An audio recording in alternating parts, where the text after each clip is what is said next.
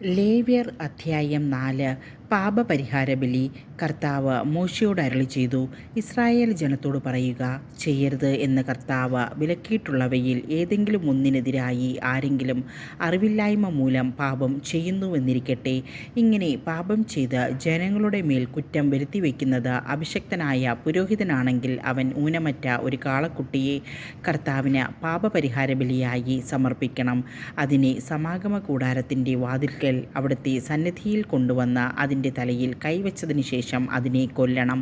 അഭിഷിക്ത പുരോഹിതൻ കാളക്കുട്ടിയുടെ കുറെ രക്തമെടുത്ത സമാഗമ കൂടാരത്തിലേക്ക് കൊണ്ടുവരണം. അവൻ തൻ്റെ വിരൽ രക്തത്തിൽ മുക്കി അതിലൊരു ഭാഗം കർത്താവിൻ്റെ സന്നിധിയിൽ ശ്രീകോവിലിൻ്റെ തിരശ്ശീലയുടെ മുൻപിൽ 7 പ്രാവശ്യം തളിക്കണം. പിന്നീട് രക്തത്തിൽ കുറച്ചെടുത്ത സമാഗമ കൂടാരത്തിൽ കർത്താവിൻ്റെ സന്നിധിയിൽ ധൂപപീഠത്തിൻ്റെ കൊമ്പുകളിൽ പുരട്ടണം. ശേഷിച്ച രക്തം സമാഗമ കൂടാരത്തിൻ്റെ വാതിൽക്കലുള്ള ദഹനബലിപീഠത്തിൻ്റെ ചുവട്ടിൽ ഒഴിക്കണം. പാപപരിഹാര ബലിക്കുള്ള കാളക്കുട്ടിയുടെ ആന്തരിക അവയവങ്ങളിലും അവയെ പൊതിഞ്ഞുമുള്ള മേധസ്സ് മുഴുവനും എടുക്കണം.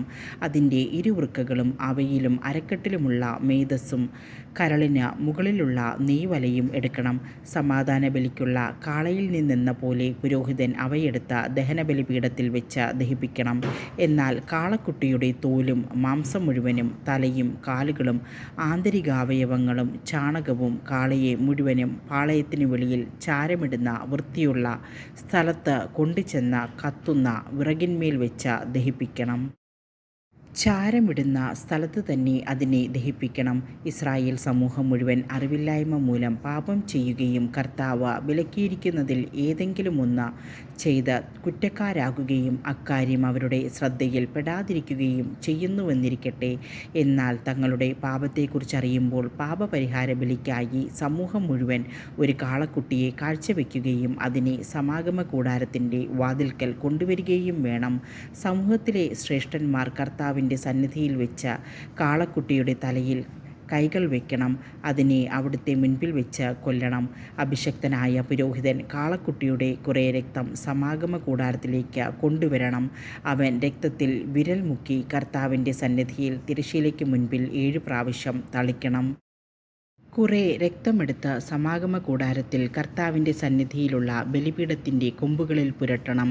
ബാക്കി രക്തം സമാഗമ കൂടാരത്തിൻ്റെ വാതിൽക്കലുള്ള ദഹന ബലിപീഠത്തിൻ്റെ ചുവട്ടിൽ ഒഴിക്കണം.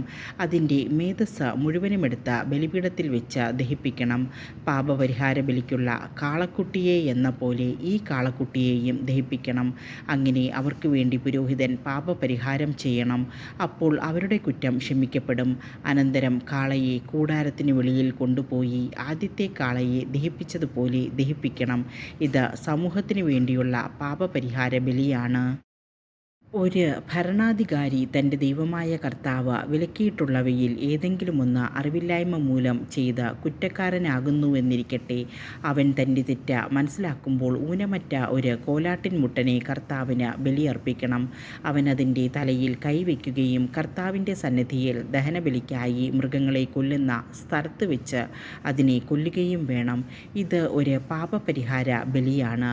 പുരോഹിതൻ കുറച്ച് രക്തമെടുത്ത് അതിൽ വിരൽ മുക്കി ബലിപീഠത്തിൻ്റെ കൊമ്പുകളിൽ പുരട്ടണം. ശേഷിച്ചത് ബലിപീഠത്തിൻ്റെ ചുവട്ടിൽ ഒഴിക്കണം. അതിൻ്റെ മേധസ്സ് മുഴുവനും സമാധാന ബലിക്കുള്ള മൃഗത്തിൻ്റെ മേധസ്സ് പോലെ ബലിപീഠത്തിൽ വെച്ച് ദഹിപ്പിക്കണം. അങ്ങനെ പുരോഹിതൻ അവൻ്റെ പാപത്തിന് പരിഹാരം ചെയ്യണം. അപ്പോൾ കുറ്റം ക്ഷമിക്കപ്പെടും. ജനങ്ങളിൽ ആരെങ്കിലും കർത്താവ് വിലക്കിയിട്ടുള്ളതിൽ ഏതെങ്കിലും ഒന്ന് അറിവില്ലായ്മ കൊണ്ട് ചെയ്ത് കുറ്റക്കാരനായെന്നിരിക്കട്ടെ.